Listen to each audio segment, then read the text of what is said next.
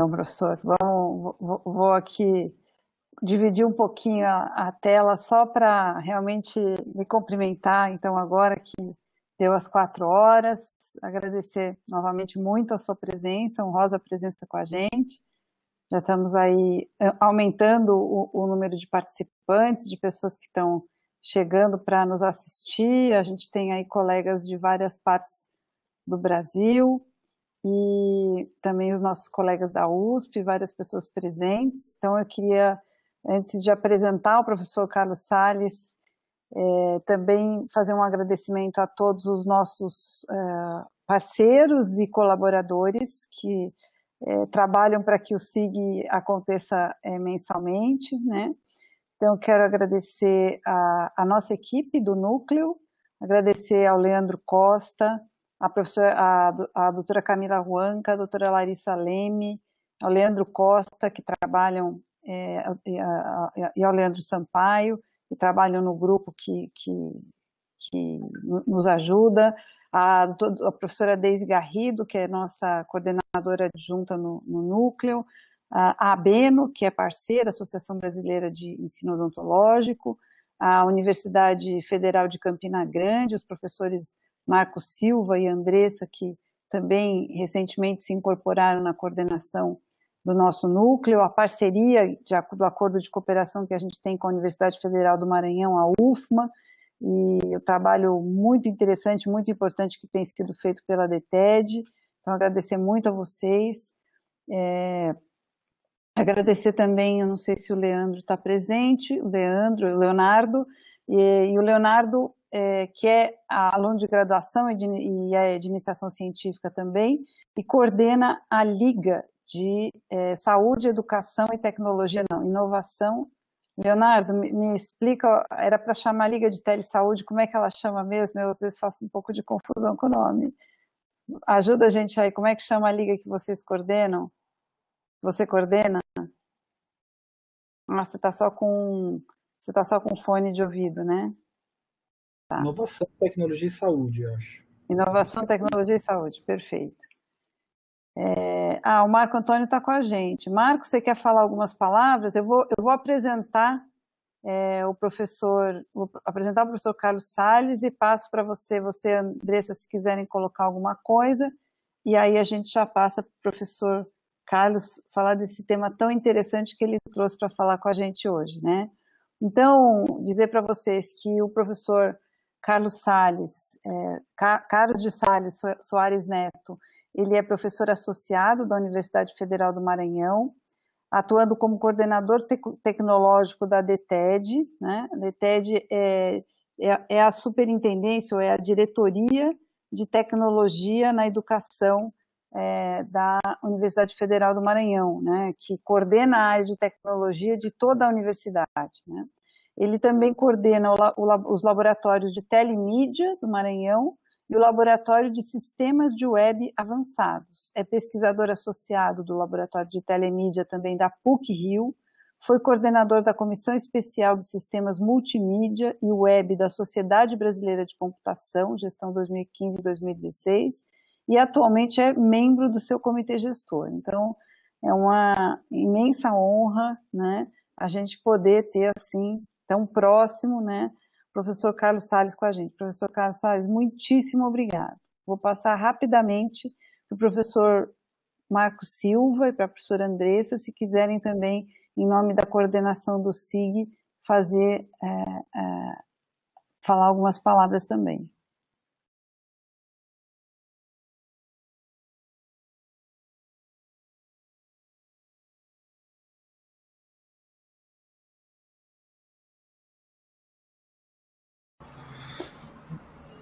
Professor Marco, acho que ele está sem microfone. Acabei de ver no chat, desculpa. Marco, desculpa. Depois, se a gente conseguir ativar seu microfone, você fala no final, então. Vou passar imediatamente para o professor Carlos Salles, então. Professor Carlos, está com a palavra. Boa tarde a todos. Obrigado. Me sinto super bem acolhido, né? Como é de praxe. Quando a professora Anistela faz esses convites, muito obrigado, né? A honra é toda minha de estar aqui com vocês. Espero que seja uma hora agradável, né, uma tarde agradável para a gente. Eu vou falar nessa palestra sobre o Sitebooker e o Game Quiz. Então, geralmente eu faço palestras, né, de 1 hora de duração falando de uma das duas ferramentas, mas eu tentei aqui fazer, na verdade, chamar atenção para essas duas ferramentas que a gente desenvolveu no escopo da Unasus, que a Unasus desenvolveu o Sitebooker já há alguns anos, né, e o Game Quiz, ele tem sido um projeto que eu tenho coordenado a parte tecnológica dele, tá? E eu vou apresentar essas duas ferramentas, tá? Nesse nosso cenário agora de aulas remotas, né, o Sitebooker e o Game Quiz, eles são alternativas interessantes, a gente vai discutir um pouquinho disso durante a apresentação também, né? São alternativas interessantes para a gente pensar modelos de como é que a gente consegue publicar o conteúdo nosso, nossos apostilas, livros, né, de forma digital para os nossos alunos, e o Game Quiz é uma boa ferramenta de gamificação, de mecanismo de checagem de aprendizado para as aulas também, tá? Eu vou ficar aqui nos slides por algum tempo, mas eu vou mostrar as duas ferramentas também. Então a gente não vai ficar só aqui na parte nessa apresentação de slides, apesar de que eu acho que ela é importante, mas eu quis fazer também uma dinâmica que seja bem prática. Aí nessa parte prática, eu vou mostrar, apesar de ter um tempo reduzido, né, mas mostrar as funcionalidades do Sitebooker e do Game Quiz, mostrar como é fácil utilizar as duas ferramentas. As duas são baseadas nesses conceitos de Web 2.0, que é de você não ter a distinção entre o consumidor de conteúdo e a pessoa que é o autor do conteúdo. Nessas duas ferramentas, nós, professores, somos convidados a sermos autores, né? Na primeira, autores de livros digitais, na segunda, autores de jogos em formatos de quiz, que a gente pode usar como mecanismo de checagem de aprendizado. Bom, a professora já fez a minha apresentação, né? Basicamente, eu fui graduado na UFMA em computação, depois fiz mestrado e doutorado na PUC do Rio, e tem uma história curiosa, né, sobre isso. Na época da graduação, eu vivi aquele comecinho ali da internet, né, do desenvolvimento web, e, na verdade, eu comecei a trabalhar com desenvolvimento web um pouco fugindo de trabalhar com COBOL, né? Eu sou do tempo ali que você falava sobre o bug do milênio, né? Que as máquinas iam parar de funcionar porque ia ter o bug do milênio.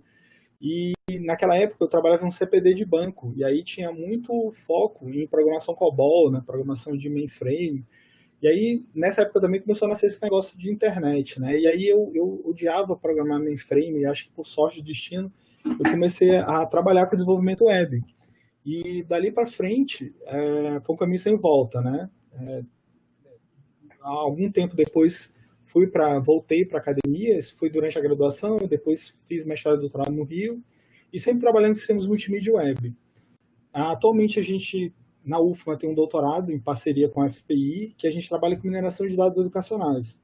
Aqui a ideia de mineração de dados educacionais é você ter esse desafio de pesquisa, que é conseguir, em ambientes virtuais de aprendizado, extrair o máximo de informações sobre o progresso dos alunos, né? Tentar identificar, por exemplo, quando que um aluno está na iminência de evadir de um curso, identificar, por exemplo, recomendações de conteúdo que são melhores para alguns. A gente sabe que os alunos têm estilos de aprendizado diferentes, né? Então, se você recomenda um conteúdo que é mais suscetível para aquele aluno aprender, talvez você tenha o aprendizado seja muito melhorado. Então, aqui nessa linha de mineração de dados educacionais, a gente trabalha com isso. Eu tenho trabalhado muito com multimídia educação também. Tem um outro projeto de uns anos atrás, junto à RNP, inclusive, virou um GT da RNP, que eu trabalhei com a ideia de a gente ter uma ferramenta de autoria para que professores consigam construir vídeos não lineares, em que nesses vídeos não lineares você constrói sua aula com momentos de interação com o aluno. Então, na prática, o aluno ele não assiste a sua aula não vira um vídeo com início, meio e fim. Você tem momentos em que você pode colocar interações, aí o aluno decide, navegando aquele conteúdo, a melhor forma de seguir adiante, né? E a professora Ana Emília me fez um convite no final do ano passado para ser coordenador tecnológico da DTED, né? Mudou o nome de DINT para DTED recentemente, e eu imaginei que ia ser um grande desafio, porque especialmente na DTED a gente trabalha com EAD da UFMA, né? Então eu imaginei que seria um grande desafio. Porque eu não imaginei que repentinamente a gente já está nesse momento de pandemia, né, em 2020, que o desafio, na verdade, acabou ficando bem maior. Tem outra vertente, né? Nos últimos meses, a gente tem trabalhado na UFMA fortemente com a capacitação dos professores para essas dinâmicas de ensino remoto. Então, tem sido um processo de troca de experiências muito grande dentro da BTED. Tá? Bom, nesse webinário, eu queria só pegar alguns minutinhos do webinário para fazer uma divulgação. Esse ano a gente teria o Web Media, que é o Simpósio Brasileiro de Sistemas Multimídia Web em São Luís, mas por causa da pandemia ele acabou mudando para um modelo remoto, tá? Mas esse evento é um evento bem interessante, que ele discute esse tema, né? Sistemas multimídia, redes sociais, a pesquisa envolvendo essa área. E ele iria acontecer aqui em São Luís, como eu falei, mas ele foi modificado para um modelo remoto, mas continua na organização do evento. Então, fica o convite para vocês conhecerem o website. Ele discute muito esses temas que são tópicos quentes, né, nos dias de hoje. Né? O evento tem muitos trabalhos que tratam sobre multimídia e educação, em especial, que é bem interessante nesse contexto de ensino remoto, educação à distância.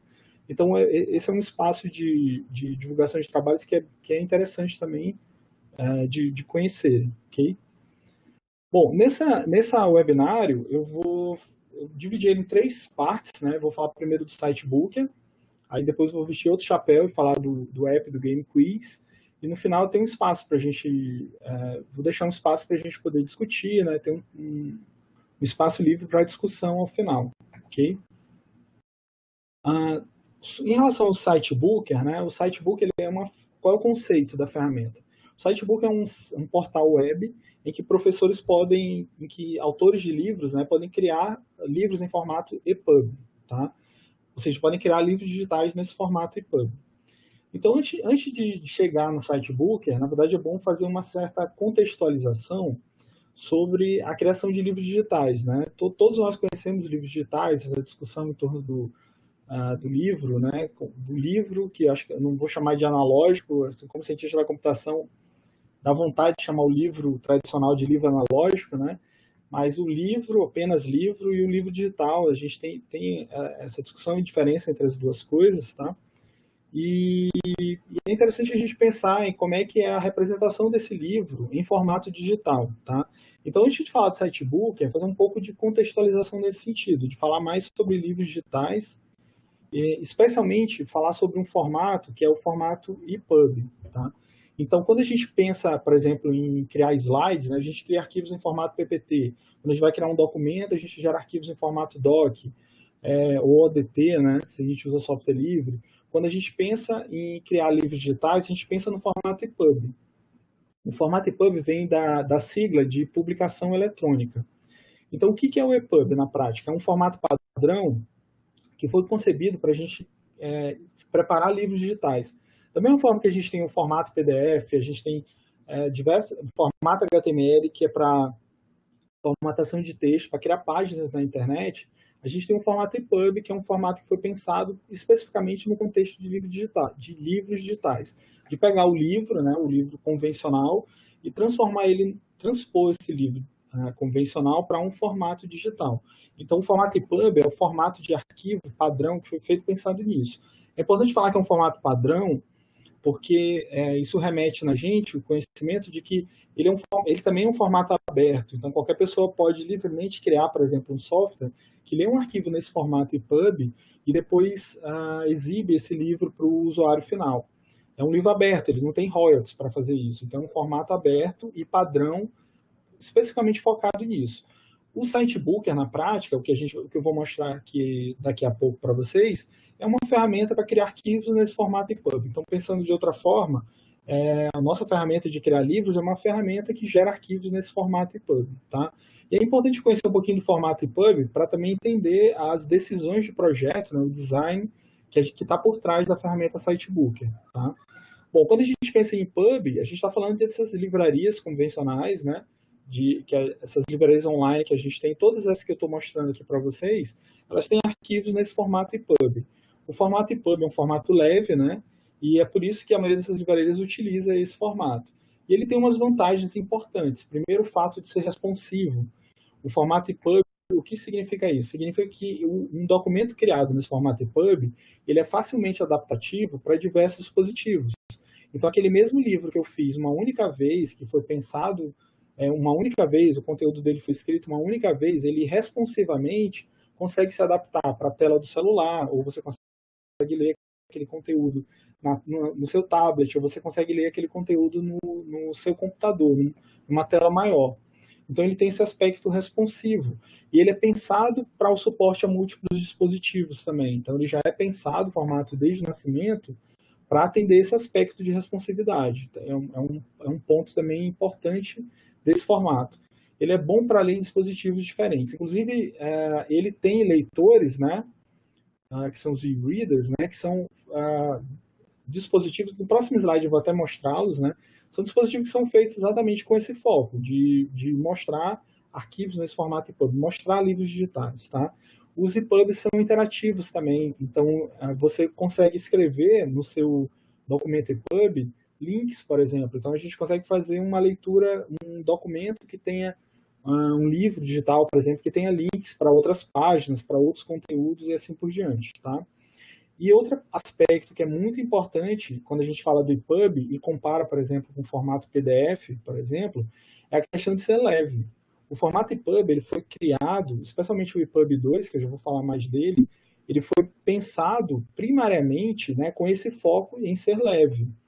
Então, geralmente a internet, por exemplo, ela tem 20 anos aí de discussão em torno da separação de forma e conteúdo, né? Quando a gente pensa numa página na internet, o formato HTML ele já nasceu entrelaçando forma e conteúdo.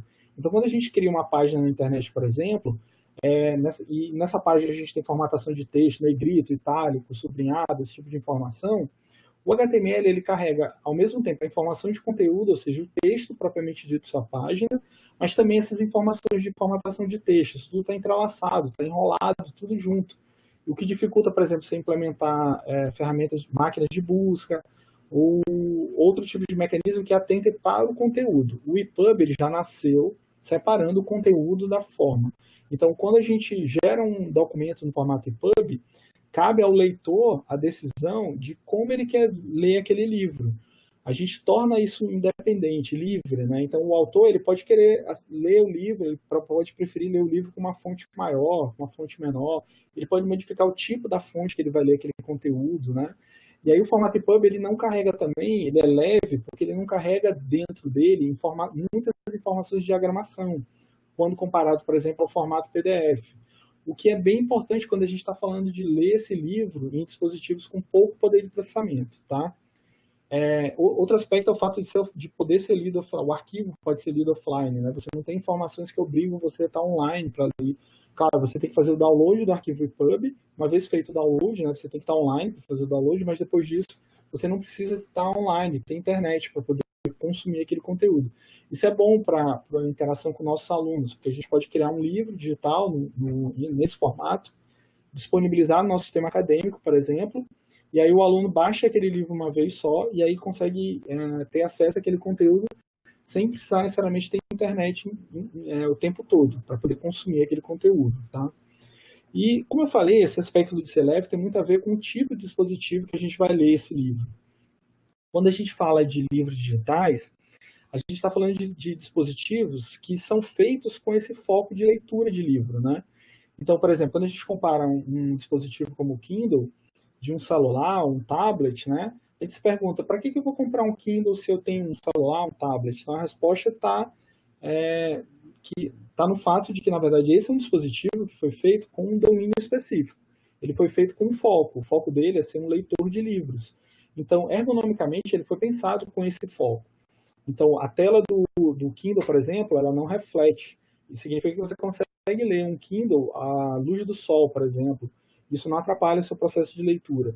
O Kindle ele foi feito ergonomicamente pensando também em você não cansar tanto os olhos. A experiência de ler no Kindle, ela não é tão cansativa quanto ler na tela do celular ou ler na tela do computador, né? O Kindle nem tira tanto sono, né? Para quem gosta de ler antes de dormir, por exemplo, né? Porque ele foi feito pensando nesse aspecto ergonômico, de certa forma. Mas o Kindle tem uma diferença em relação também a um celular ou um tablet. Um Kindle, por exemplo, ele custa algo em torno de R$350, né? É um custo muito mais barato do que, por exemplo, um celular, um tablet, né, ou um computador, por exemplo. E só é possível devido a esse formato de livro digital, especificamente que o EPUB, por exemplo, né, que é usado para representar esses livros digitais. Tá? O poder de processamento que você precisa em um Kindle é bem menor quando a gente compara com ler, por exemplo, navegar na internet, né, ou ler documentos em formato PDF. A capacidade de processamento aí precisa ser bem maior, porque você tem que resolver a questão da diagramação, né, da disposição do conteúdo ali dentro. Então, o Kindle ele é feito para outro tipo com outro foco. Ele é feito pensando muito mais nesse aspecto de ergonômico, né? E muito com esse foco de ser um dispositivo especializado na questão da leitura. A gente também tem aplicativos, por exemplo, que podem ser instalados. Então, o formato EPUB, ele tem o Kindle App, por exemplo, tem o Lithium, tem diversos tipos de aplicativos, né, que você pode gratuitamente instalar para ler arquivos nesse formato EPUB. Tá? Então, como é que eu leio um documento no formato EPUB? Normalmente, no seu celular, você já tem algum aplicativo que é capaz de fazer isso, né? Nos dispositivos Mac, por exemplo, já tem um aplicativo Livros, o Books, né, que você pode ler livros em formato EPUB diretamente. Mas tem também um aplicativo, o Kindle App, o Lithium, tem vários aplicativos, até alguns de software livre, que você pode instalar para poder fazer leitura de livros nesse formato. Tá? Então, o formato EPUB é o formato mais popular que a gente tem, e o foco desse formato, isso é importante de falar aqui, porque o foco do Citebook está exatamente nesse formato, que é o EPUB 2, tá? O formato EPUB 2, ele foi pensado com foco em simplicidade, a leitura objetiva, ele é um formato leve, democrático, e que tem muita compatibilidade, né? A gente consegue ler documentos nesse formato EPUB 2 em um monte de dispositivo diferente. Até em um Kindle, que tem uma capacidade de processamento bem pequenininha, né? Um dispositivo com muito pouca memória, capacidade de processamento, ele tem um disco grande, mas pouca memória, e aí você consegue ler livros nele, né, porque ele tem esse aspecto de ser bem leve.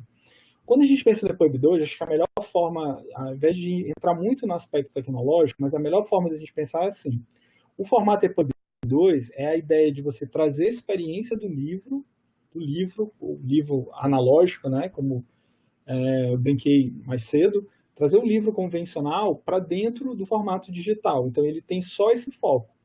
Por isso, você não encontra no formato EPUB 2 coisas como vídeos, né? Livros de papel não tem vídeo, não tem áudio, não tem animações, né? Então, esses aspectos que têm mais a ver com portar a experiência da web para dentro de um livro, eles estão em um outro formato, que é o EPUB 3, que ele está em processo de padronização, tá? E que aí a ideia é você criar conteúdo mais rico, criar conteúdo que tenha o formato da web, ok? Bom, o EPUB 2 é o formato mais difundido. O Citebook é focado nessa coluna daqui da esquerda, né? A ideia do EPUB 2, essa ideia de realmente você trazer a experiência do livro convencional para um formato de livro digital, ok? E o Citebook ele é amparado nesses aspectos aqui, né? A ideia de componentes, a gente vai ver que a tela dele é organizada em torno de componentes, né? Ele tem a ideia de banco de imagens, que a gente pode organizar colocar várias imagens diferentes no nosso livro de uma vez só e ficar utilizando elas à medida que a gente vai acrescentando no nosso livro. Ele dá autonomia, desde o início, o conceito aqui é surfar a onda da Web 2.0 mesmo. É a ideia do próprio professor poder ir lá, usar essa ferramenta e criar livros digitais usando essa ferramenta de forma autônoma, né? Sem precisar ter uma estrutura multidisciplinar, por exemplo, para ajudar naquele ponto, tá? Importante, o que eu estou falando aqui não é que a figura de um revisor de texto, de diagramadores, né, de editores de designers, né, para poder te ajudar a criar um design institucional interessante para o teu livro, que o Citebook substitui essas pessoas de forma alguma. O que eu quero falar aqui é que o Citebook ele permite que o próprio professor tenha autonomia de criar seus livros ali, respeitando suas próprias limitações, né? Não vamos esperar que um professor tenha necessariamente aquele embasamento em design institucional para criar imagens, figuras, infográficos que sejam que tenham a mesmo aspecto, por exemplo, de um designer. Mas ele dá autonomia. Você consegue, de qualquer forma, fazer a apostila para sua disciplina de pós ou de graduação ali dentro, né? Ele é simples. A gente vai ver que ele usa uma abordagem what sees, what you get, que é você já olha direto na tela o resultado final daquilo que você está fazendo, né? ele é gratuito, está disponível, usa as tecnologias do Google, e é o próximo ponto que eu vou mostrar aqui agora, né? Espero que dê para perceber na apresentação que ele é uma ferramenta realmente simples, né? No passo a passo que eu vou fazer aqui, eu vou começar a construir um livro, tá? E mostrar isso para vocês, né? Fazer uma demonstração disso, tá?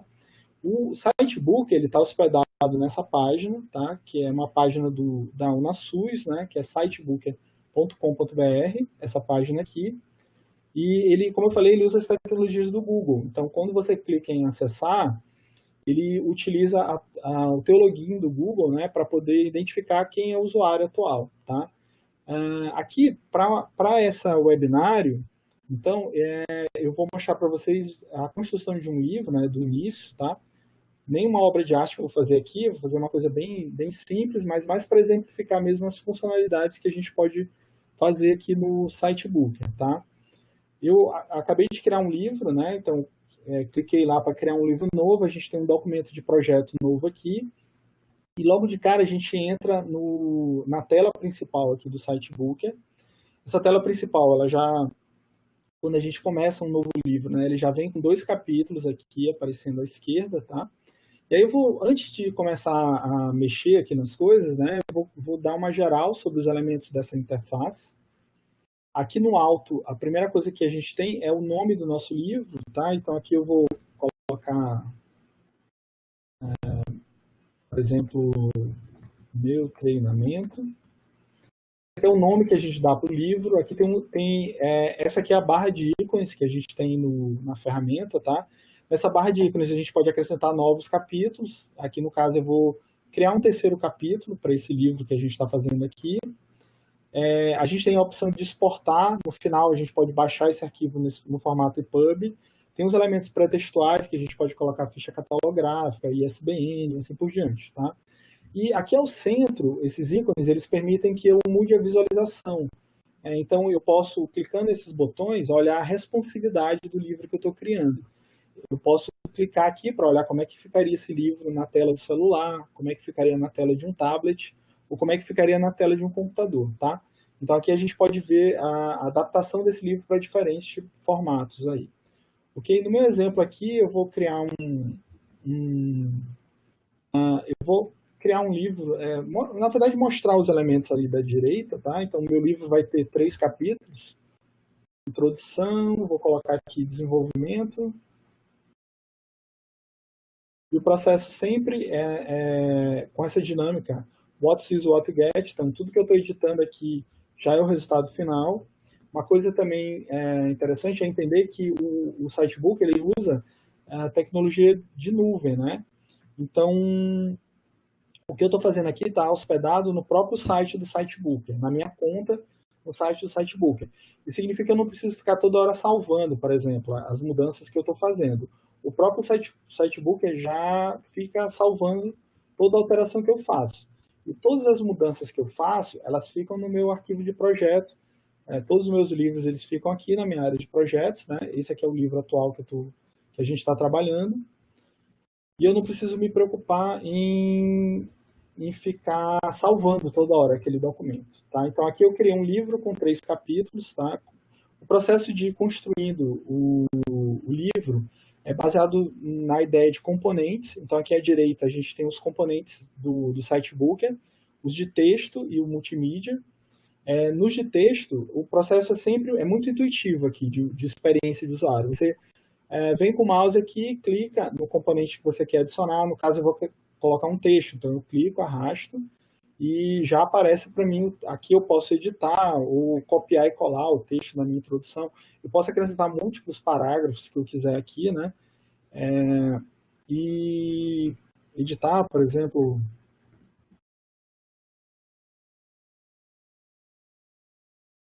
Meu exemplo aqui, em função do webinário...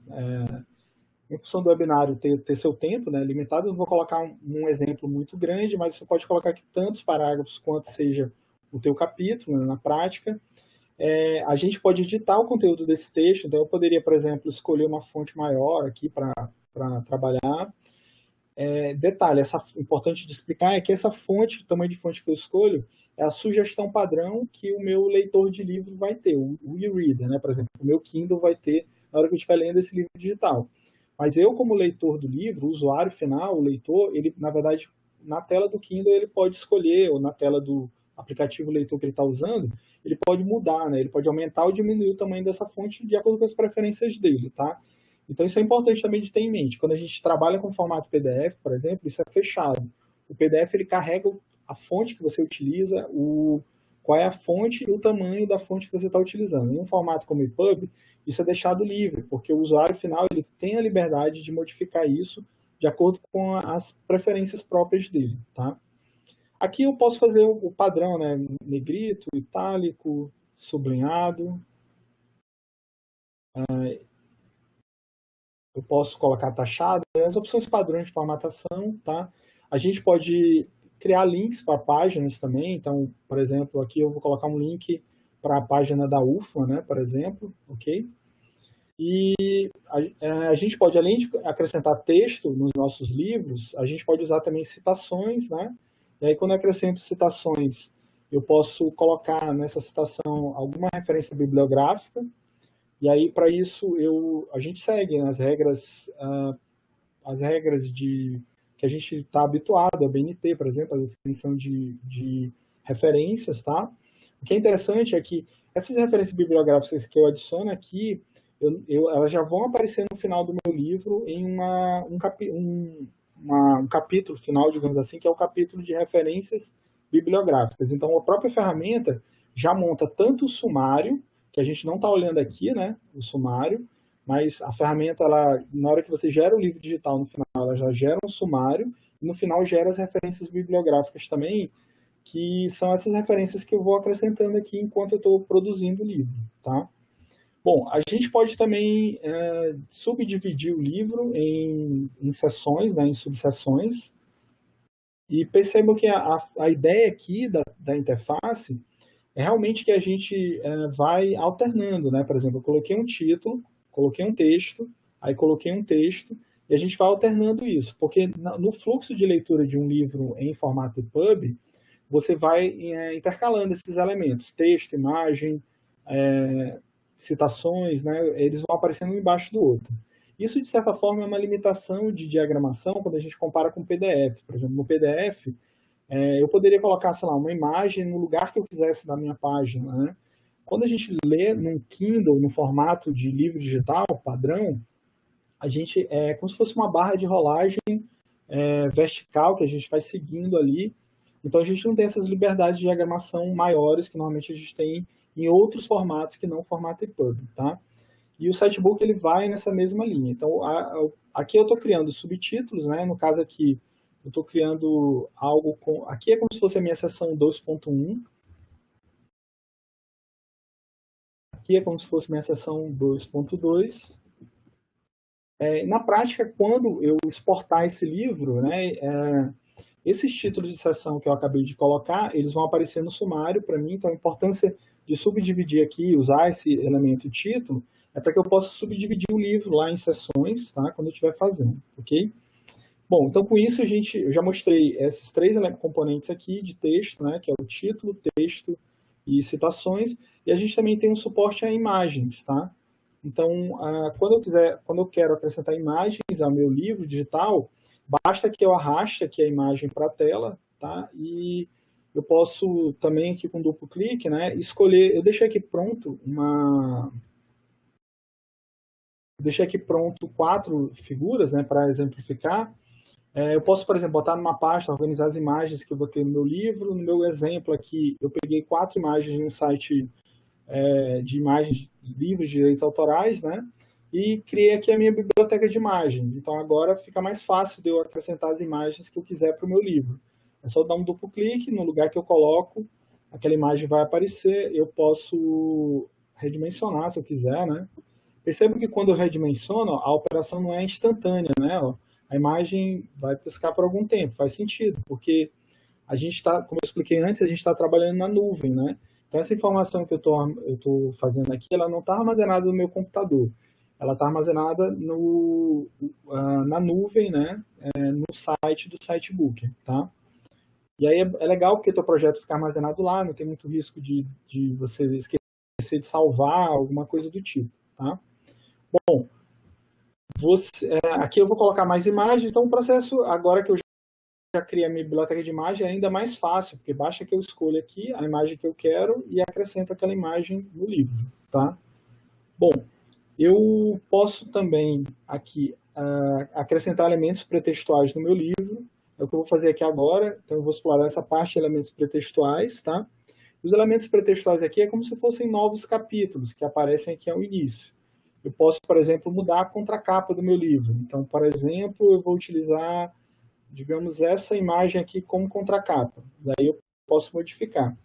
E aí aqui no próprio Sitebooker, você tem um espaço para definir a ficha catalográfica, né? O ISBN, essas informações que vêm na folha de rosto e folha de expediente, ok? Já fica aqui marcada essa posição. Então, quando você tem a ficha catalográfica, você pode, por exemplo, copiar e colar essa ficha para cá. Geralmente, essa pergunta, né, como faz para tirar esse ISBN, é uma pergunta muito recorrente. E na UFMA, a gente tem um portal, que é esse portal EAD para você, que também é uma iniciativa da gestão da professora Ana Emília, né, do nosso trabalho conjunto. Nesse portal, a gente tem bastante informação sobre aulas remotas, é um portal que a UFMA criou para capacitação de professores, então a gente tem uma agenda intensa de webinários, por exemplo, que a gente realizou com esse tema.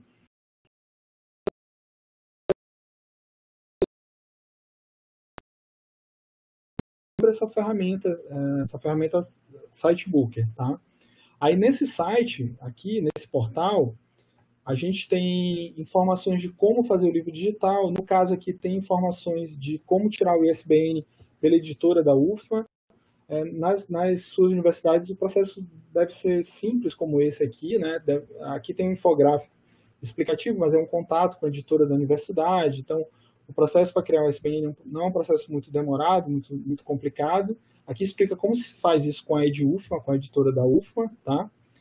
E aqui tem algo que eu acho um barato também, que é esse documento, que é um modelo em que ajuda você a criar livros com Sitebooker, né, com uma aparência bem profissional. Então, aqui, esse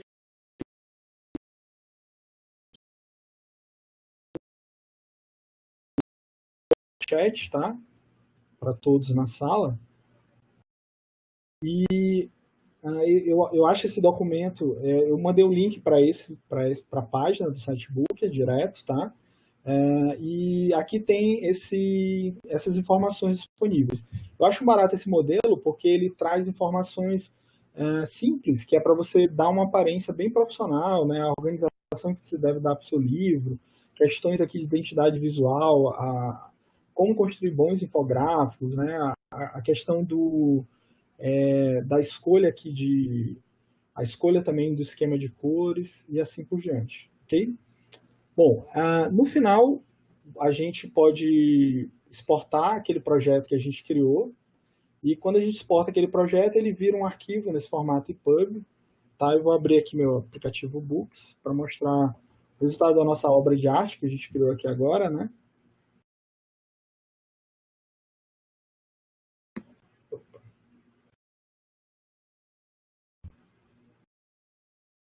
Ele vira um arquivo nesse formato EPUB, e aí a ferramenta que a gente tiver para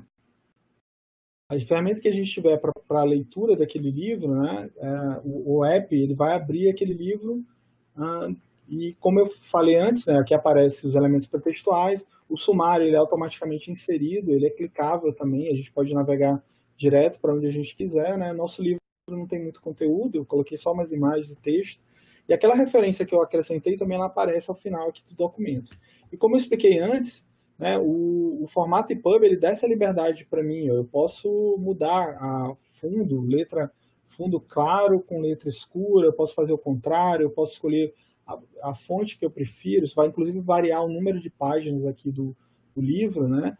Mas aqui nesse aplicativo, por exemplo, eu posso escolher modificar o tipo da fonte, o tamanho dessa fonte, posso colocar ela menor ou maior. Então, o EPUB ele dá essa liberdade para o leitor, para ele organizar da forma que ele achar melhor, ok?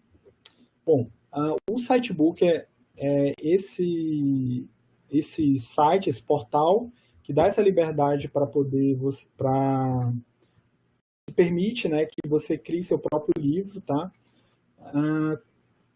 Como eu comentei antes, o Sitebook é esse site, né, sitebook.com.br, e eu convido vocês para usarem a ferramenta. Ela é gratuita, basta ter uma conta no Google, nosso e-mail institucional, alguns são do Google, né, acadêmico, e aí basta ter uma conta no Google que vocês podem acessar essa ferramenta livremente, ok? Bom, eu vou falar também sobre um outro aplicativo, que é um projeto mais recente, que eu tenho desenvolvido nos últimos meses, né, que é a ideia do app do Game Quiz. Então, quando eu fui convidado para ajudar a professora Ana Emília na equipe do TED, né, eu fui convidado para trabalhar nesse projeto do Game Quiz. A Unasul já tinha um aplicativo de celular, que é o aplicativo Game Quiz, e eles queriam modernizar mais esse aplicativo, né, trazer novidades para dentro desse aplicativo, tá? E a ideia aqui é que a gente usar um aplicativo, um jogo, né, para aumentar o engajamento dos nossos alunos durante nossas disciplinas, tá? Então, o barato também que tem de usar o aspecto lúdico é essa característica de que quando você pensa no jogo, você tem um objetivo que ele tem que ser o mais direto e claramente explicitado para quem está jogando logo no começo, né? Você só consegue jogar um jogo se você sabe qual é o objetivo dele. O passo seguinte é entender as regras desse jogo. E isso é muito interessante do ponto de vista pedagógico, né? Que, a todo momento você, usando gamificação, ludificação, você leva esses dois elementos aqui. A indústria de jogos não é uma indústria que a gente deve ignorar, né? Então, esse gráfico aqui, por exemplo, ele mostra claramente o tamanho da indústria de jogos quando a gente compara com outras indústrias de entretenimento. Então, a gente pensa no cinema e imagina, então o cinema é muito maior do que a indústria de jogos. Não, o cinema não, ele é um pouco mais do que 1/3 do tamanho da indústria de jogos. O segmento de jogos é bem maior. Tá? E, na verdade, o segmento de jogos, como vocês olham aqui no gráfico, ele é bem maior, né, do que todos os outros segmentos de entretenimento que a gente tem. Então, trazer isso para o aspecto da educação é trazer um aliado, né? Então, a gamificação ela leva em conta vários aspectos aqui. Então, na verdade, esse framework de gamificação foi o framework que a gente utilizou no design do Game Quiz, tá? Mas na prática tem um negócio barato que é legal, que é assim, o professor que quiser utilizar o Game Quiz, ele não precisa ser um especialista em gamificação, como vocês vão ver já a seguir.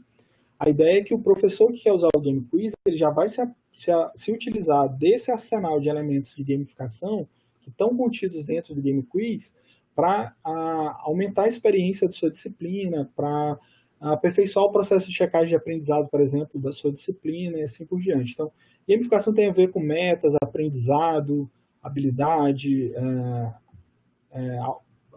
metas, né, e assim por diante, tá? Todos esses elementos que estão aqui, de uma forma ou de outra, na hora que a gente pensa no design do Game Quiz, eles estão lá presentes, ok? A gente tem outras ferramentas,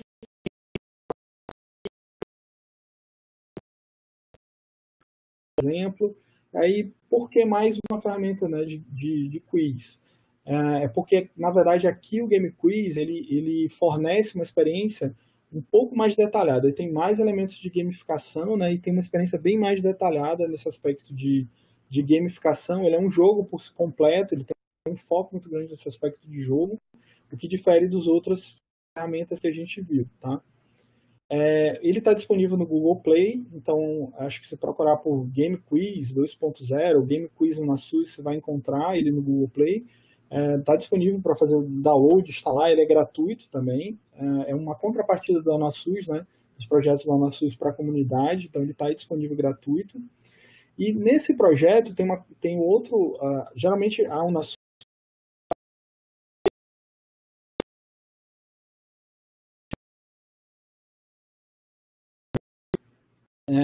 utiliza nesses cursos adicionais, mas no projeto atual, uma novidade, um barato, né, que é recente, é a existência de um portal para o Game Quiz.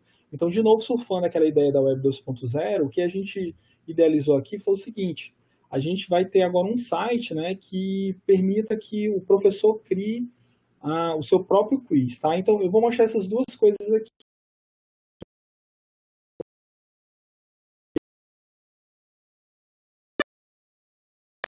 mas mostrar o próprio Game Quiz. Então, aqui eu estou mostrando a versão web, tá? Mas ele foi feito pensado no celular.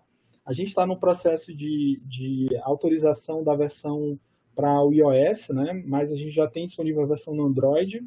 Tem também, na verdade, a versão para o iPhone também disponível, mas a gente ainda não conseguiu publicar, né? O processo demora um pouquinho mais, mas em breve, coisa de uma semana, talvez um pouquinho mais, a gente já vai ter também a versão no iOS para o aplicativo, tá? Então a ideia é que o nosso aluno, por exemplo, instala o Game Quiz no seu celular e ele vem aqui, escolhe um personagem, né? Tem aqui um tutorial que vai explicando como é que funciona o jogo, passo a passo. Aqui tem agora uns quiz que já vêm instalados, ok? Eu vou me arriscar nesse de saúde bucal da gestante, tá? Só que eu não vou arriscar de responder as perguntas mesmo, né? Eu vou respondendo elas, vou marcar tudo letra A, porque eu fico intimidado de tentar fazer.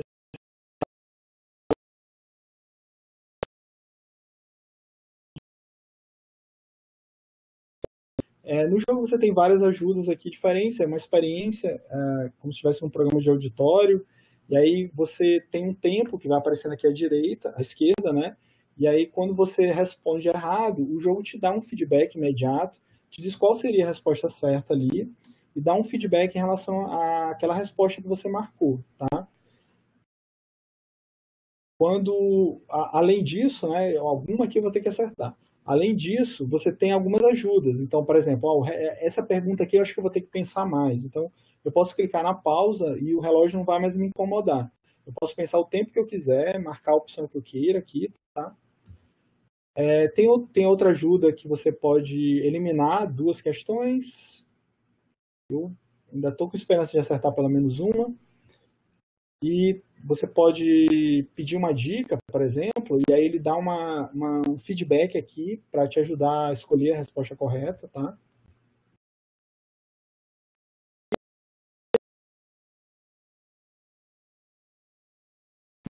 Aqui agora. E depois 5 difíceis, tá? Pelo jeito nenhuma é letra A, então acertei uma, que bom. E tem uma opção aqui também de você pular uma questão que não queira, tá? E aí começa a vir agora as questões mais difíceis, que é a última etapa.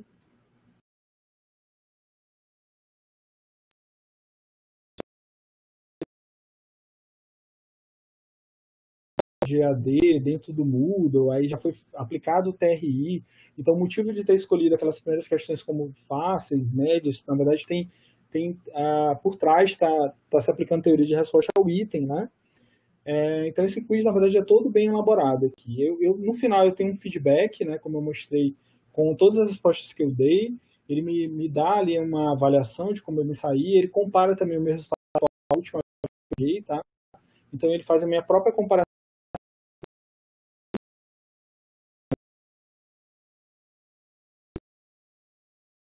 em cima, não é bom para todos os demais.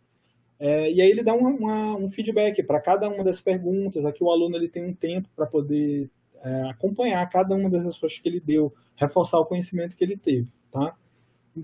Então, em outras palavras, é uma experiência de um quiz em que você tem essas etapas de ajuda e tal, tem toda uma experiência de jogo ali que o aluno fica focado, né? Os meus alunos têm gostado muito de utilizar essa ferramenta Game Quiz.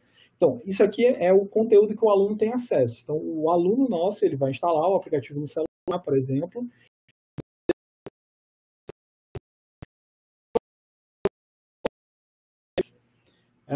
Para criar um novo quiz, o processo é um processo de preenchimento de formulários, né? Aqui eu já entrei direto na minha conta, né? O que eu fiz foi vir nesse site, vou colocar aqui no chat para vocês, gamequiz.grupsite.com.br. Eu já fiz o meu login com minha conta do Google também, para a gente ganhar algum tempo. E aqui eu posso criar um novo questionário, por exemplo, tá? Eu vou criar um questionário, por exemplo, tá?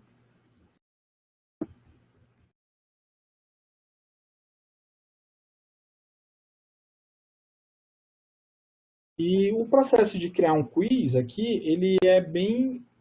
o processo de criar um quiz ele é bem simples. Você inicia sem nenhuma questão aqui disponível. Tem que elaborar pelo menos 6 fáceis, 6 médias e 6 difíceis, tá? Quando você cria uma nova questão, você coloca a pergunta da questão, que é o que vai aparecer lá no aplicativo de celular.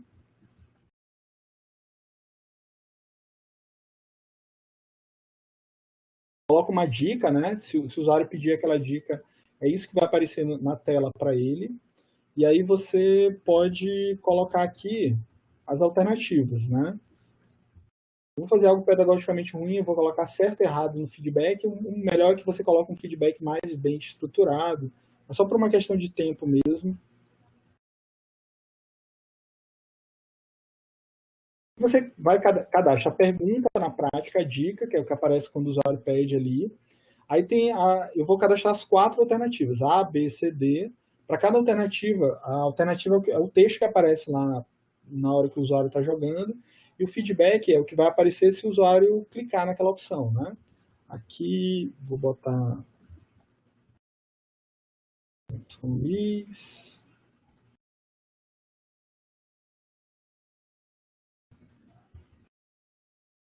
Pronto, coloquei 4 opções, coloquei todos os feedbacks. Aqui eu indico qual é a questão que está correta, né? O nível de dificuldade, pode ser fácil, médio ou difícil. E assim a gente vai cadastrando cada uma das questões, né? O processo, o processo é bem repetitivo. A gente vai criando cada uma das questões desse mesmo formato. Então, é bem intuitivo, né, na verdade. Aqui tem uma opção de visualizar, que você vai vendo todas as questões que você fez até agora para revisar, né? Consegue vendo isso de uma forma bem mais simples, tá? Eu pedi para o meu filho tem 12 anos, o Matheus, eu pedi para ele criar esse quiz aqui, né? E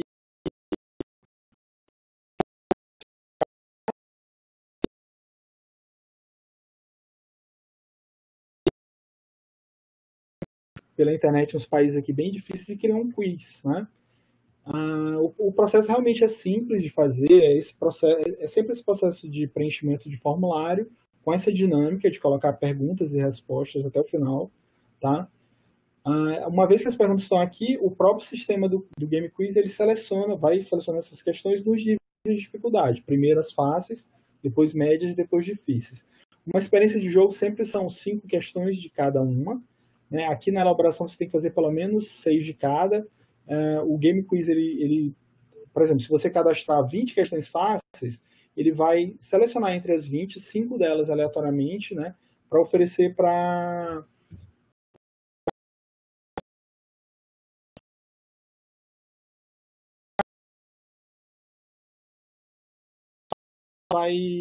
Você, professor, vai pegar esse código que aparece aqui, por exemplo, GQ 10007, né, e o aluno vai poder, aqui, ó, digitar esse código e fazer o download para o celular dele, tá? Então, o processo de criação e depois publicação de quiz, ele basicamente é esse, tá?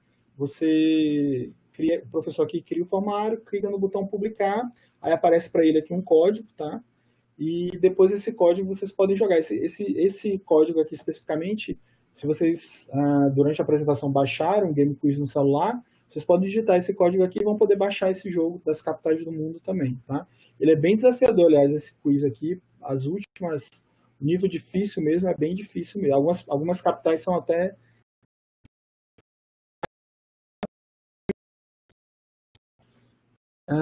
eu mostrei para vocês, então, agradecer aqui a professora Ana Emília, né, a equipe que está por trás do projeto, que é a equipe da UnaSUS. E, na verdade, tem toda uma equipe pedagógica, tem uma equipe que está por trás desses 2 projetos, né, e é muito bom poder estar divulgando esse trabalho. Esse trabalho, especialmente, é um trabalho de formação. Tenho muita alegria de falar que tem 2 alunos, né, que se formaram através do processo do Game Quiz, né, e quiz, apesar de ter sido uma experiência de menos de um ano, foi uma experiência muito agregadora, né? Para mim, como professor, tem sido uma experiência muito boa, muito positivo, tá? Bom, é isso. Eu vou abrir aqui para a parte de discussão e perguntas. Estava preocupado nesse meu limite aqui nesse limite de tempo de 1 hora, né? Mas eu acho que eu consegui encaixar dentro desse tempo, tá?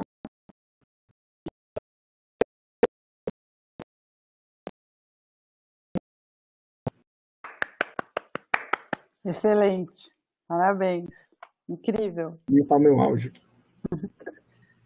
Bom, eu queria abrir para perguntas. Professora Rosa, que bom tê-la conosco aqui. Tantas pessoas. Eu queria citar, tem muitas, né, muito queridas aqui, mas hoje nós temos uma convidada muito especial que estava aqui conosco, acho que ela já talvez tenha precisado sair, que... Ah, não, ela tá... Não, a professora Cristina Manzanares, da Universidade de Barcelona, assistiu uma parte da apresentação.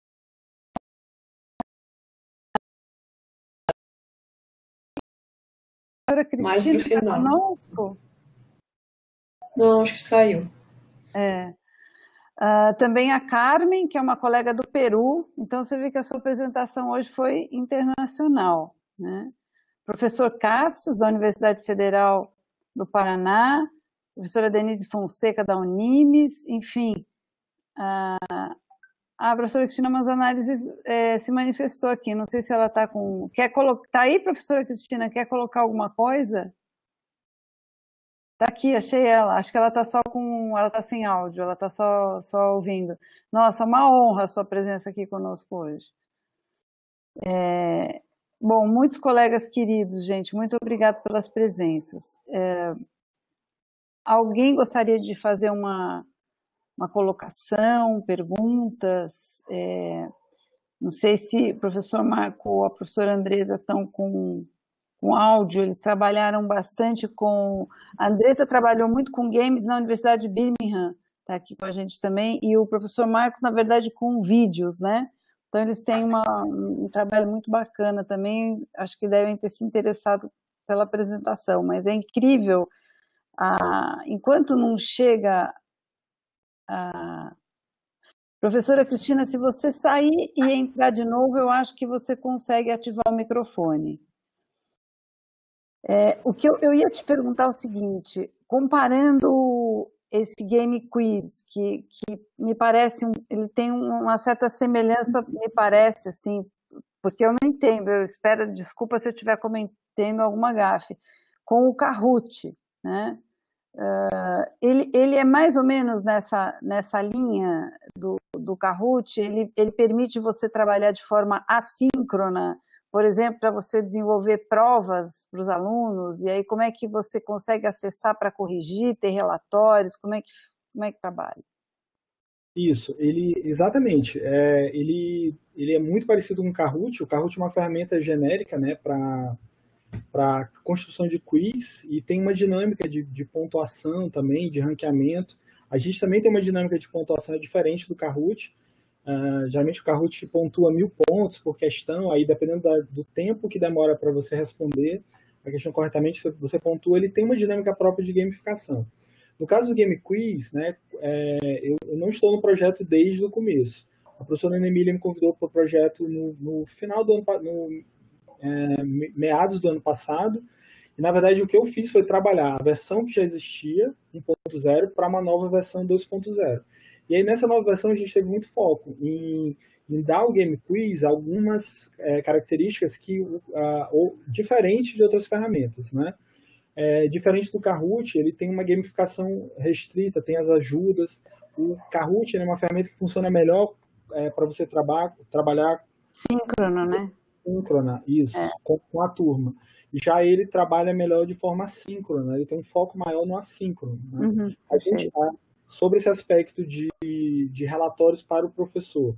A gente está nessa dinâmica de aperfeiçoar esses relatórios, né?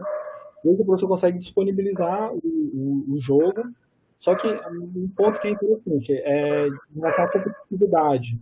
A gente pensou no Game Quiz não como uma ferramenta para estimular muito essa questão de ranqueamento, né, de competitividade. Então, por exemplo, o aluno, se ele quiser, ele pode responder o Game Quiz, voltar, jogar mais uma vez, não é obrigado a jogar só uma vez. Excelente, o que facilita muito para uma prova, para uma avaliação que o Kahoot não permite, ele acaba, por um lado, sendo mais limitado. Então, ele tem diferenças importantes, tem uma aplicação distinta, isso é muito legal. Vale a pena, eu vou lhe dizer que tem uma presença muito especial que você vai adorar, que você mencionou ela bastante aqui na apresentação, e ela conseguiu arrumar um tempinho na agenda difícil dela, eu nem sabia se eu avisava ou não avisava, que é a professora Ana Emília. Eu queria até que eu passar a palavra para ela colocar alguma coisa aqui também, né? Porque esse trabalho todo aí tem a liderança de vocês dois, então eu já estava nervoso com o fato de ter convidados internacionais, né? Agora minha chefe está aí também, fiquei mais nervoso, então.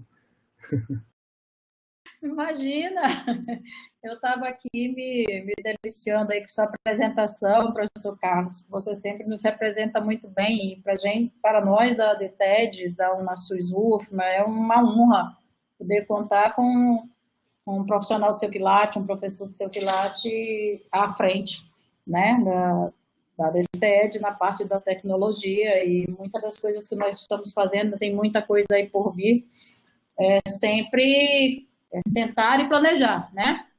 Agradecer muito aqui ao espaço que a professora Ana Estela abriu para que nós pudéssemos mostrar o nosso trabalho, e a Sitebooker, você sabe também, né, professora Ana Estela, que a Sitebooker é um projeto nosso, né?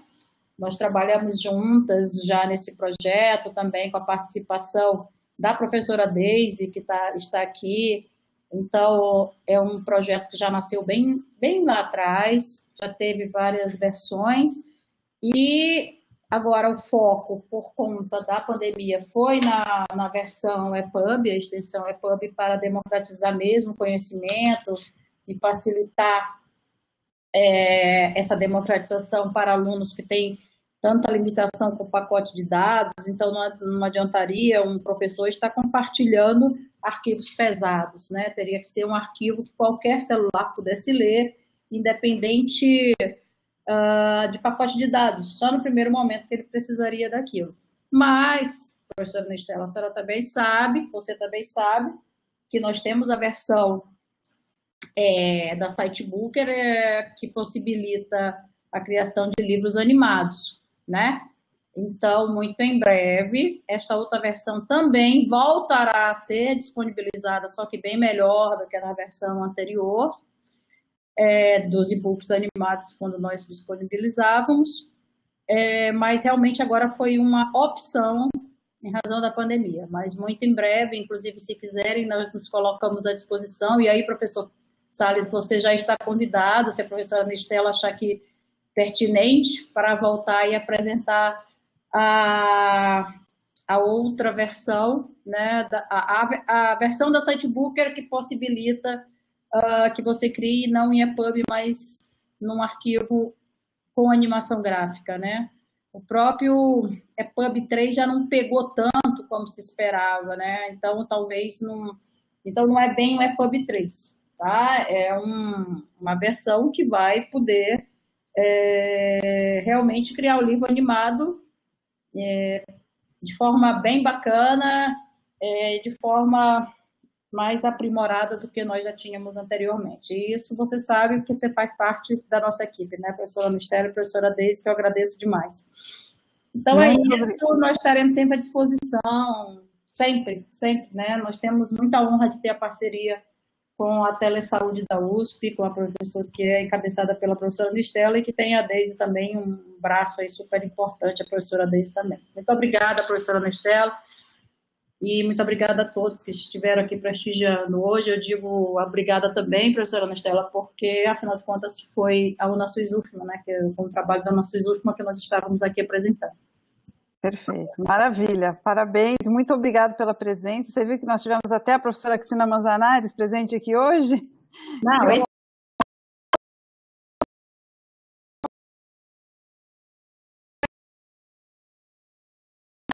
Cristina, é um grande prazer, foi um grande prazer lhe ver aí. Realmente. Sabe, uma das próximas a gente já tem como palestrante também. Opa! Diamante, palestrante diamante. É isso aí. Eu vou pedir para o Leandro, acho que podia disponibilizar, dá até dó de tirar esse slide tão lindo, mas ação muito boa hoje. Não deixem de registrar a presença, porque isso é importante para o controle, para a manutenção do nosso grupo também na RUT. Então, por favor, não deixem de registrar a presença. Aí estão as orientações e a senha para fazer o registro da presença, né? Alguns comentários aqui, professor Carlos, tiveram, por exemplo, a Larissa comentou que ela está usando a Sitebooker para fazer um trabalho de conclusão de curso de uma disciplina da pós que ela está fazendo, está gostando muito de aprender a usar a plataforma. Que bom. A nossa colega Carla também, dizendo aqui que, falando da linguagem importante da tecnologia, que é uma linguagem familiar para a geração dos nossos alunos, né? Então, que ela adorou conhecer as ferramentas também. A Cristina também disse aqui, agradeceu, nós vamos lhe convidar. E eu queria passar para a professora Andressa e para o professor Marco também, se quiserem falar algumas palavras, que são aí co-organizadores mais recentes do nosso SIG, aí, Universidade Federal de Campina Grande. Professora Andressa. Oi, Ana. Boa tarde a todos. Primeiramente, queria parabenizar o professor Carlos, foi, assim, demais essa apresentação. Como a Ana falou, eu tenho trabalhado com alguns jogos e alguns trabalhos com quizzes com os meninos e a gente vê o resultado. Sempre muito bom também encontrar pessoas como a professora Cristina, Carlinha, Deise, pessoas tão queridas, e a professora Ana Emília, que eu já conhecia e sempre admirei.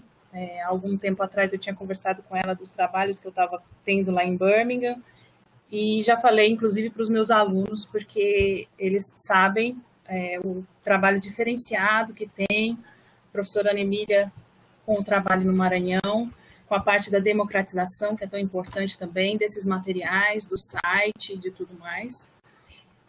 Queria agradecer a presença dos meus alunos, que eu vi que tem bastante aluno nosso aqui, e eles devem ter ficado tão encantados quanto eu com a sua apresentação, e eu sei que as mentes estão fervilhando ali com as ideias.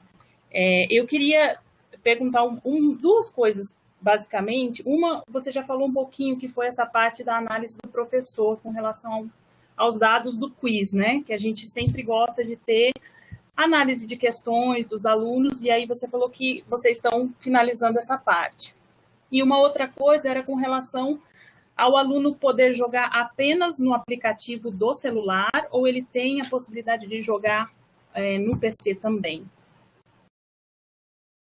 Tá, na versão que eu mostrei uma versão que a gente tem, na verdade, a versão para iOS, para Android, e nós fizemos também uma versão web, né, que você pode jogar no navegador. Então, tem as três opções. Nós lançamos já a versão Android, né, está nesse processo de autorização da versão iOS, que eu acho que deve sair muito em breve, mas a gente já tem já está no radar, né, os planos da gente tem uma versão também web, como essa que eu demonstrei aqui durante a apresentação. Eu usei o meu próprio navegador para mostrar. E aí, nesse caso, o aluno poderia usar, podia até no celular, através do navegador, jogar. Então, nossos planos são de, no futuro, ter essa terceira versão web. O Game Quiz é bem recente mesmo. Essa versão foi lançada, eu acho que há 2 semanas atrás. A gente fez um webinário. Então, esse lançamento dessa nova versão é bem recente mesmo. Na versão atual, por exemplo, você, professor, tem um controle de distribuir aquele código de acesso só para os seus alunos, para quem você queira, né? Então, na prática, só os seus alunos conseguem acesso ao quiz que você disponibilizou. A gente quer evoluir isso para mais ferramentas de coleta de dados do professor. A gente já está armazenando, porém a gente não exibe isso ainda para o professor, a gente já está armazenando quantas vezes o aluno jogou, o tempo que ele ficou jogando em cada questão. A gente pretende, a gente tem vários encaminhamentos, né, no futuro que a gente pretende fazer evoluir a ferramenta. Eu acho que um software que não está em processo de evolução é um software que está morto, né? Eu acho que esse software está em processo sempre de construção da próxima versão. Então, para a próxima versão, a gente pensa muito, por exemplo, em incorporar nele essa dinâmica dinâmica do TRI,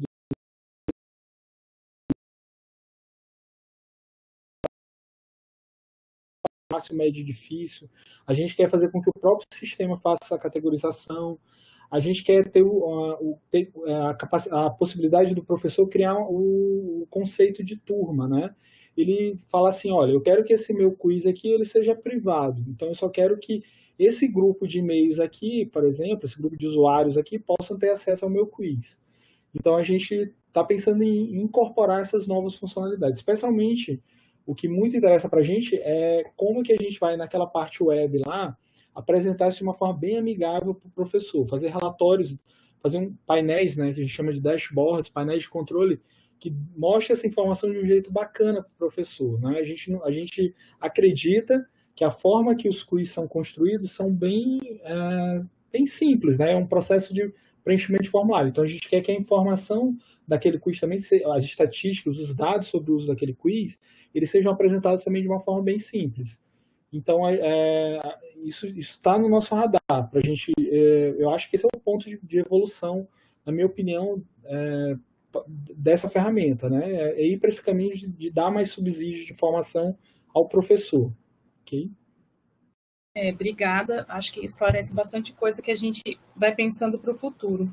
E aí, no caso, a gente, por exemplo, que também tem, às vezes, o site com o material disponível, se a gente deixar o código no site, qualquer aluno que entrar no site consegue fazer esse jogo, né? Sim. E uma outra dúvida só agora do e-book, com relação a... Se eu for fazer um livro onde tenho muitas imagens, esse peso dessas imagens tem um limite ou não? Ele é aberto, se for como se fosse um atlas? Você acha que tem um padrão de limite?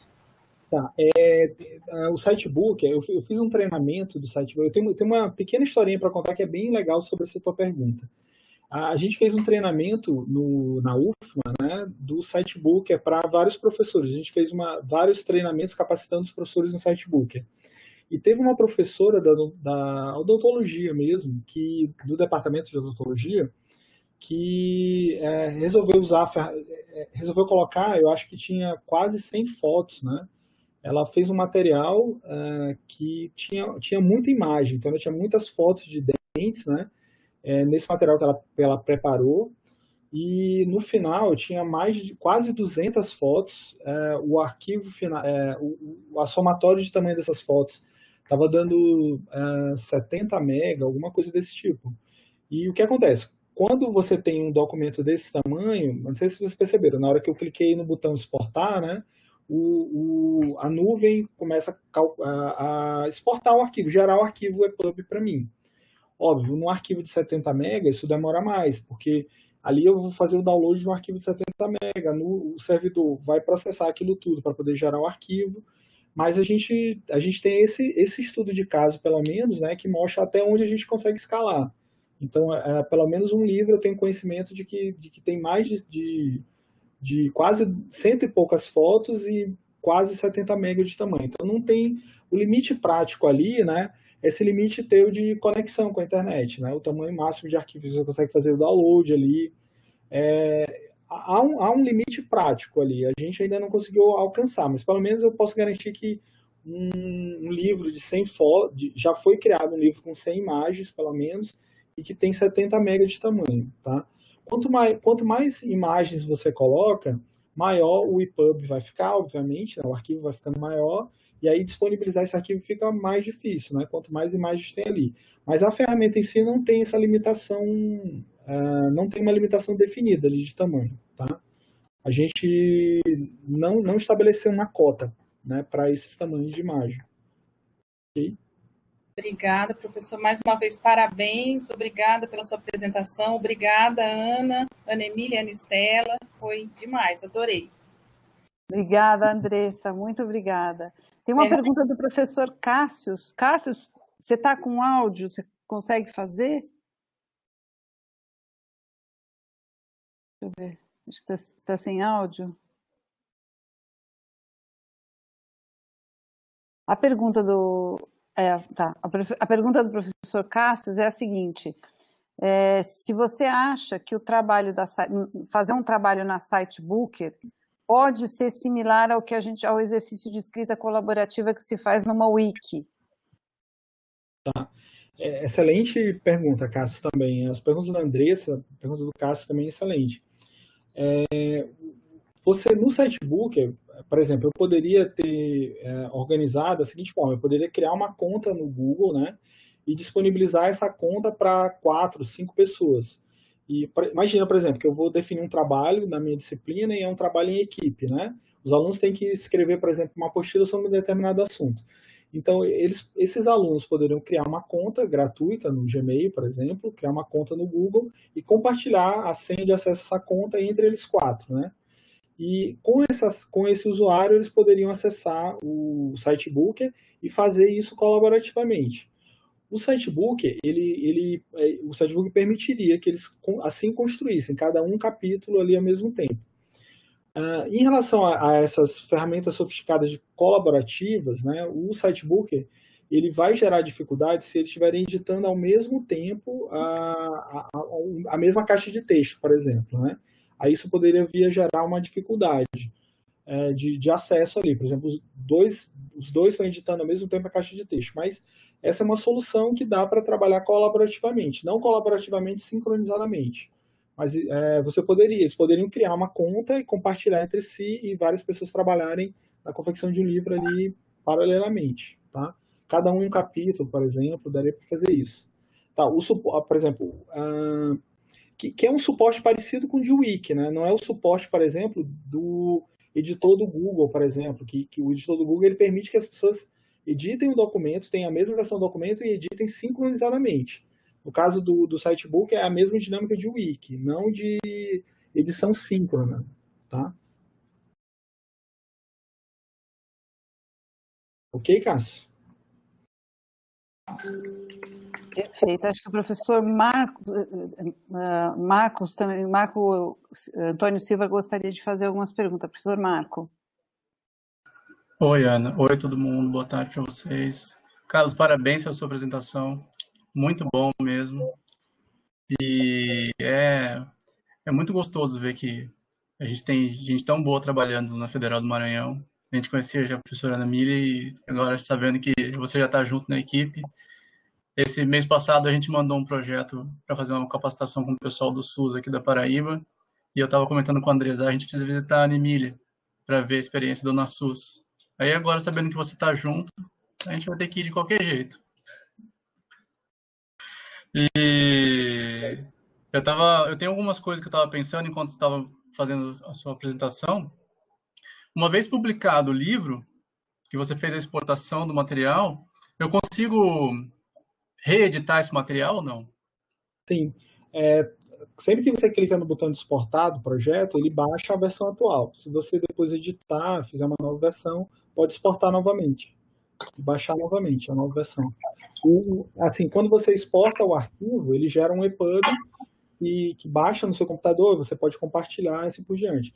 Mas o documento de projeto continua na sua conta. Então, se você quiser fazer uma edição 2 daquele livro, continua o documento de projeto lá. E aí você pode fazer novas edições. E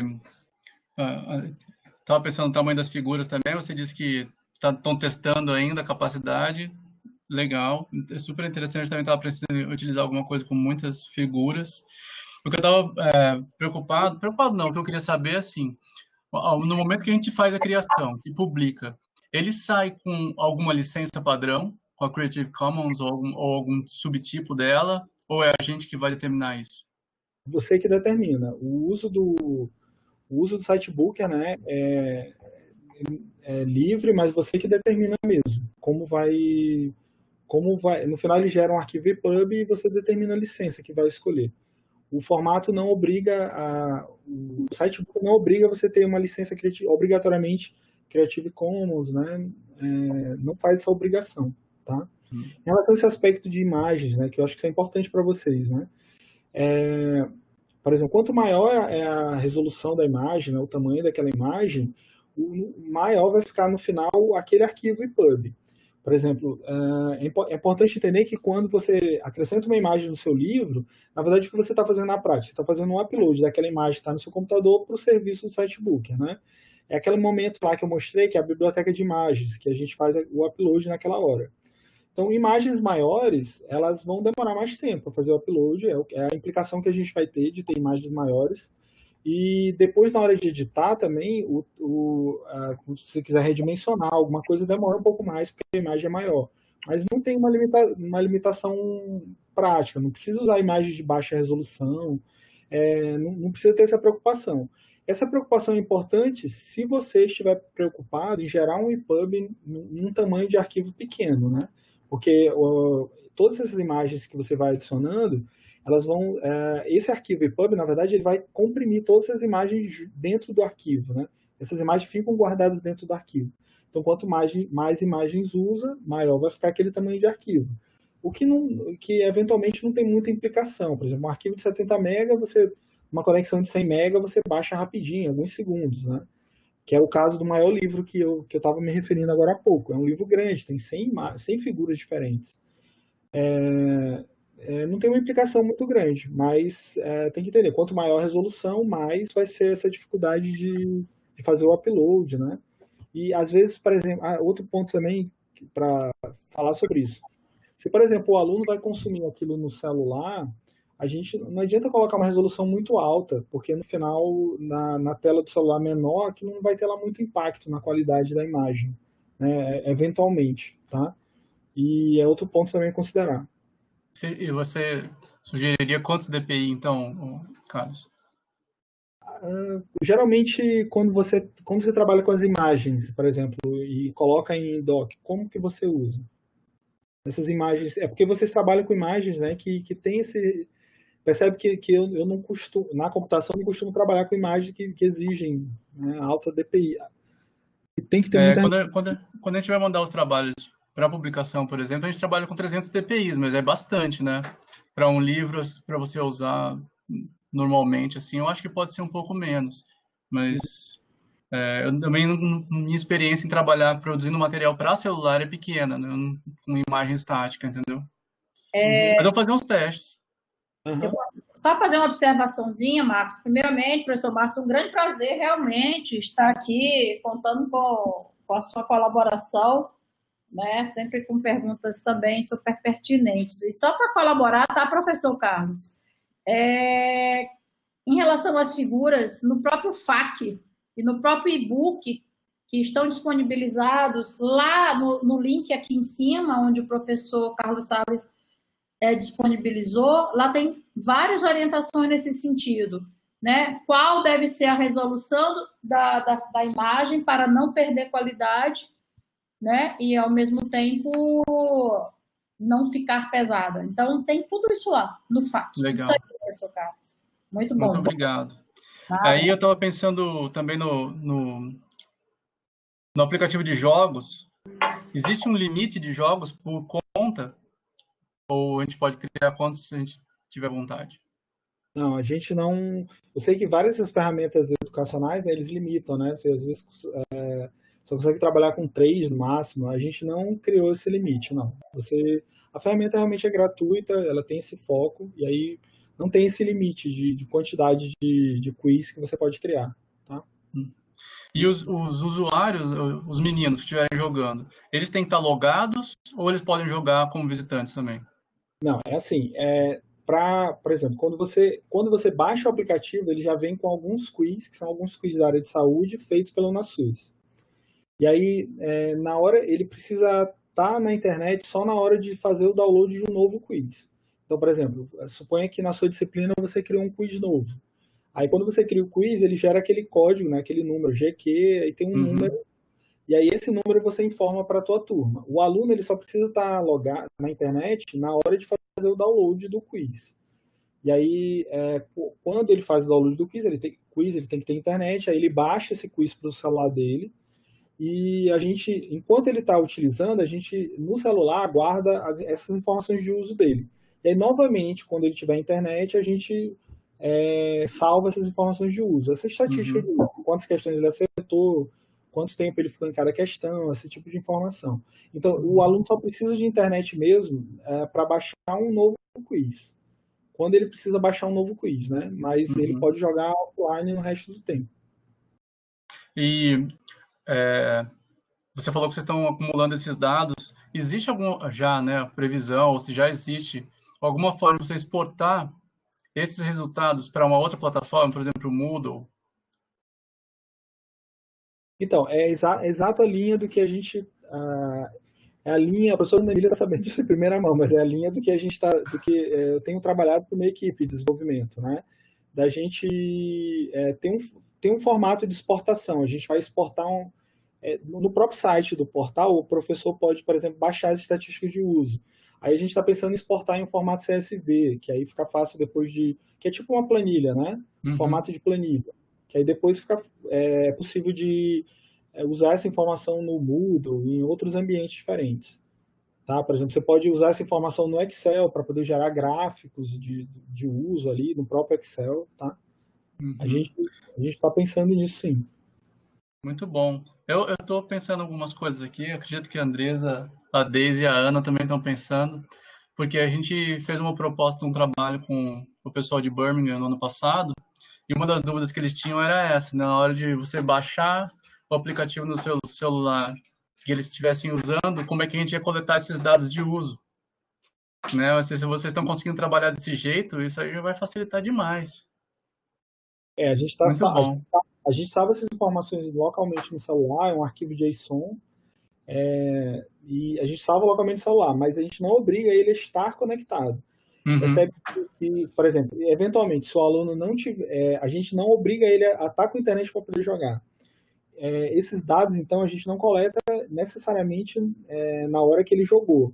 Na hora que ele entrar de novo naquela tela inicial, a gente checa se ele tem internet, se ele tem, a gente salva essas informações.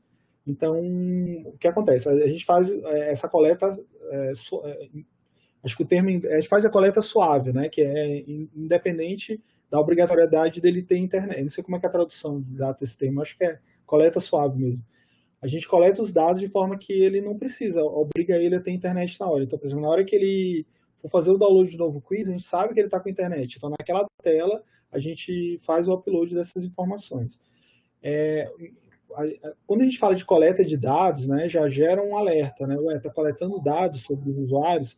Então, a gente tem uma preocupação ética grande aí. Os usuários do Game Quiz, eles não precisam fazer login nenhum. Então, de fato, as informações são completamente anônimas, né? Porque o aluno instala o aplicativo, ele não precisa preencher nenhum tipo de login. Então, todo tipo de informação que a gente coleta é anonimizada por natureza, tá? Então, tudo que a gente coleta segue todo os requisitos éticos, né, que são de praxe. A gente não coleta, é tudo anônimo, né, não tem essa informação. Inclusive, eu estou tocando nesse assunto porque quando a gente fala dessa feature, né, do professor poder criar uma turma e tal, esse conceito, a gente começa a ter esse conceito de sair mais ou menos do anonimato. Para fazer uma dinâmica dessa, do professor criar uma turma, aí o professor ele teria que entregar tokens, né, números diferentes para cada aluno, para ele identificar que aluno está resolvendo o quiz em cada momento, tá? A gente continua anônimo, a gente não sabe, a gente só sabe que o aluno X, o aluno Y, o aluno Z está resolvendo aquele quiz, a gente não sabe quem é. Para a gente o dado continua anônimo, mas para o professor não, tá? Aí também a gente tem esse cuidado também nessa coleta. Então a gente faz a coleta, a gente implementou já, faz essa coleta, essa forma de apresentar o professor que na verdade a gente está discutindo para fazer do melhor jeito possível, né? Carlos, eu teria o dia inteiro para ficar batendo papo aqui, mas eu agradeço muito, muito mesmo. Parabéns para você, parabéns para a Emília, para a Ana Estela que convidou vocês. Foi muito bom assistir, eu acredito que todos passaram uma ótima tarde aqui, escutando essas coisas maravilhosas que vocês estão fazendo por aí. Parabéns, viu? Isso aí. Obrigado. Muito obrigada, Marco. Muito obrigada mais uma vez, professor Carlos, professora Ana Emília. Parabéns pelo trabalho maravilhoso. Muito obrigada a presença de todos aqui. Mais uma vez, por favor, não deixem de preencher o registro de presença. Em breve, a gente deve ter essa atividade finalmente registrada pela nossa Pró-Reitoria de Cultura e Extensão da USP. E quando isso acontecer, o certificado vem também com vamos dizer, a chancela da Pró-Reitoria. Então, se Deus quiser, em breve. Então, gente, muito obrigada, professor Carlos, mais uma vez, muito obrigada. Essa sessão foi gravada, depois, se o professor Carlos autorizar, a gente vai disponibilizar o link para quem quiser rever e tirar dúvidas. E abraços a todos. Professor Carlos, muito obrigada mais uma vez. E, se Deus quiser, até a próxima. Obrigado a todos, gratidão, obrigado pela generosidade de vocês também. Muito obrigado, acho que eu tenho a agradecer mesmo. Valeu. Abraços a todos. Abraços, professora Cristina, lá para Barcelona, e a todos aí, Carmen, Peru, enfim. Tchau.